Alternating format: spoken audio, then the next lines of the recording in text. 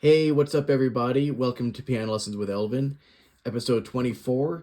Today we're going to be talking about the circle of fifths. I'll try to explain everything, all about it, in relatively succinctly. Please refer to the last two episodes where I do talk about the order of sharps and flats. I think that'll help clarify some things. Very briefly, to really understand the circle of fifths, we're going to have two things in our tool belt. One is the order of sharps or flats, which the two videos goes into it in theory. Briefly, the order of flats is bead gesif left to right, and then the order of sharps is bead gesif backwards, sig to abe. So we'll use this as a little tool here in a second. Now, circle of fifths, it doesn't have to be a circle. Once you memorize the key signatures, you won't even think about circles or anything in your head. You'll just know all the key signatures like that. But this has been very helpful for people throughout, I don't know, probably like 300 years or something. I've always liked viewing it as a vertical column, so I'll explain both things. There are two roads to the same destination. So the main concept here is we will figure out each key by going up the interval of a fifth or going down the interval of a fifth. So I'm just going to dive right into the circle first, and then I'll explain this column here. So if we start with C major, which is C to C on the piano, just the white keys, pretty much the first thing everyone plays in. C major, we get 0 sharps, 0 flats. Going up 5 notes from C major, or from C, C, D, E, F, G. Now we're in G major, so that will have 1 sharp. What sharp will it have? Let's use this tool. Order of sharps. It will have 1 sharp, and that will be F. Cool. Now, up 5 notes from G, G, A, B, C, D. So D will have 2. What 2? F and C, etc. It keeps going. A major, D, E, F, G, A. 5 notes above D is A. 3 sharps, F, C, G. Up from A to E, 5 notes, a fifth, 4 in the key signature. F, C, G, D. We keep going here. We get B major. I'll explain these circles and everything in a second. B major, 5 sharps. F, C, G, D, A. Up notes from B major, B, C, D, E, F, but it's F sharp. Why is it F sharp? For each key signature, you have to apply that filter to the one that precedes it. So B major encapsulates everything of E. E major encapsulates everything of A. It stacks on top of itself. You have F, then FC, FCG, FCGD. When it's 4 sharps or 3, it's not arbitrary. It always builds upon the prior key signature. So in B major, we have 5 sharps, F, C, G, D, A. F's are sharp. So when we count up B, C, D, E, F, we need to sharp the F because that's in the key signature of B major. Technically, when I say B, C, D, E, F, I should be saying B, C sharp, D sharp, E, F sharp, because C, D's, and F's are sharp from B. So that's why when I count to F, it becomes sharp instead of just a regular F. It was a regular F that contradicts what the key signature of B major is, because all F's are sharp in B. So that's why it's an F sharp. And that same concept is why 5 notes above F, F, G, A, B, C, C is also sharp. Because in F sharp major, we get 6 sharps. F, C, G, D, A, E. Those 6 notes are always sharp. So that includes C sharp. So once again, just because it's quick, it's nice to think F, G, A, B, C. But I should think F sharp, G sharp, A sharp, B, C sharp. And then that gives you that last fifth. And now with C sharp major, all 7 notes are sharp. F, C, G, D, A, E, B. Boom. So that's going up the circle of fifths. Sharps, you raise them up, so we go up for those. Flats, we go down, down a half step, but else just broadly. You can just always think sharps up, flats down. It helps. It's like umbrella concepts for lots of these theory rules. So we'll start back with C major. Down 5 notes from C. C, B, A, G, F. Boom. Now we're doing flats, so we do bead gesif. So the first flat in F major is a B. Perfect. Bunk.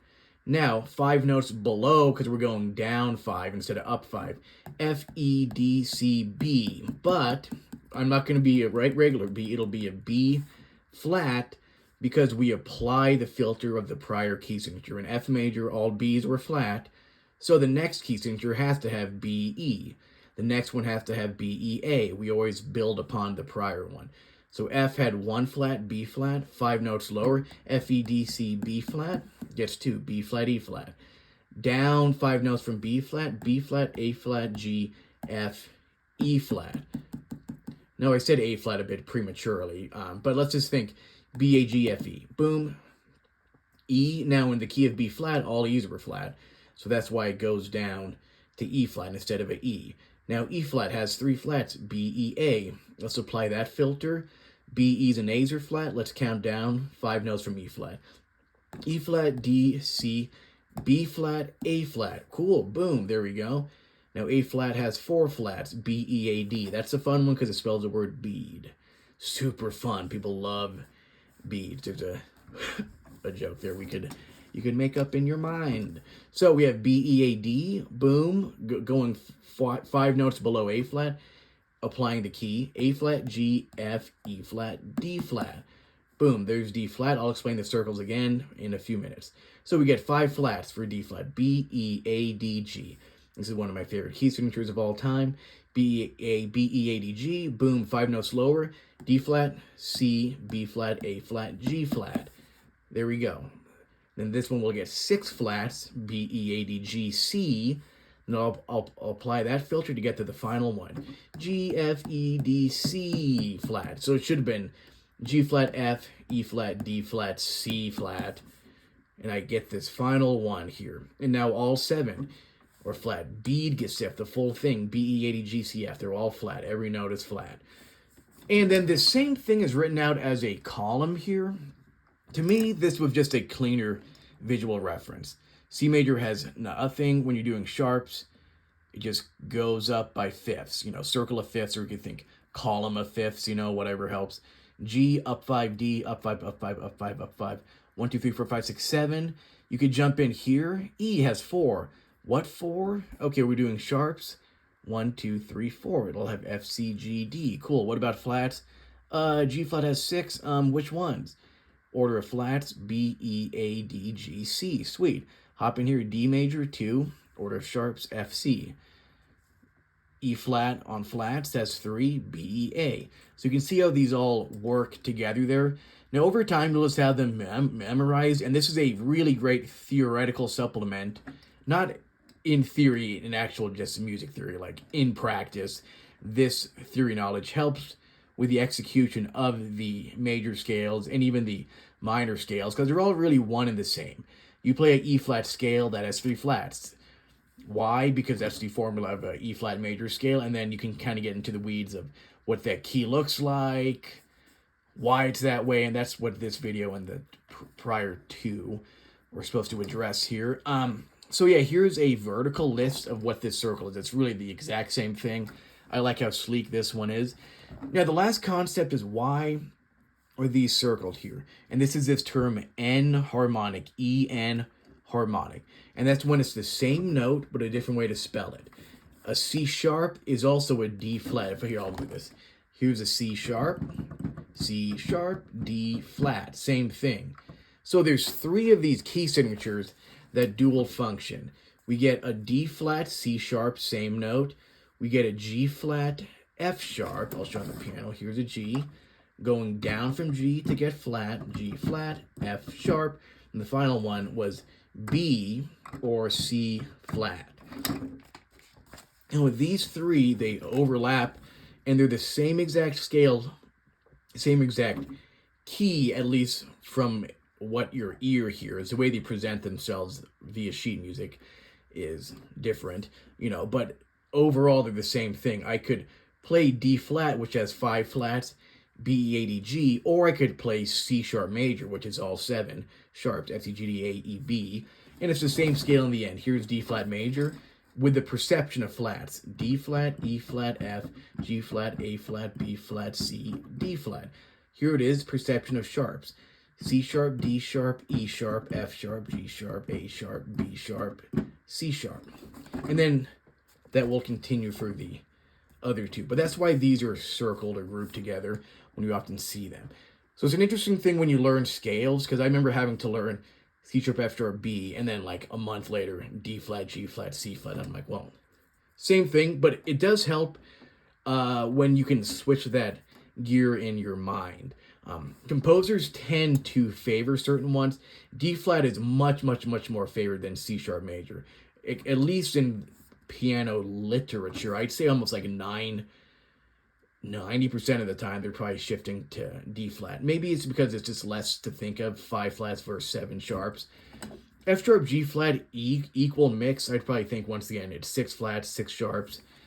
B major, I would also say 90% of the time, maybe even 95, you see it as B major as opposed to C flat. Once again, I think the main reason is it's just easier to process. 5 sharps is less to think about than 7 flats.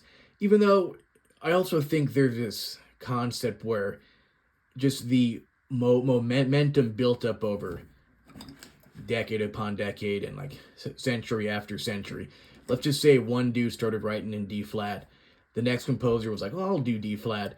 And the next composer does D flat. The next thing, everyone's just doing D flat because that's what you get accustomed to seeing the most of. So it's what you become used to. That's kind of my theory too on some of these. Is in one way, when you're proficient enough with key signatures, it's not hard for me to read C sharp major, but it's a little unexpected when I see it. Because most people opt out for D flat major, maybe flats look a little nicer than sharps, or I think just the accumulation factor that people started writing D flat, and since that was the norm, people just continued writing in D flat and becomes the favored one there. That's a little, I feel like that a bit of my theory there, but I think that's probably it. We want the path of least resistance here. Now, I hope all of that made sense. I wanted to point out that this is the circle of fifths in just the major key formulations. I'll do a separate video on the circle of fifths minor, which is really the 100% same exact concept. We're just doing the relative minor of everything. So the relative minor of C major is A minor. A minor has 0 up 5 notes, A, B, C, D, E. E minor has 1 sharp, which would be F. But I figured I'll still make a separate video on that just so, I might as well spread the knowledge out and not oversaturate. Feel free to screenshot this. I'm going to try and make this. I know my handwriting is absolutely gorgeous. But yeah, I think I covered most of the ground here. So hope you guys found this video very helpful. As always, I would love a like and subscribe and all of that jazz. Really do appreciate you watching this. I really enjoy making these. So I'll see you next time for episode 25, which will just be a brief one on the circle of fifths minor scales. Okay, guys, enjoy practicing. See you next time. Peace.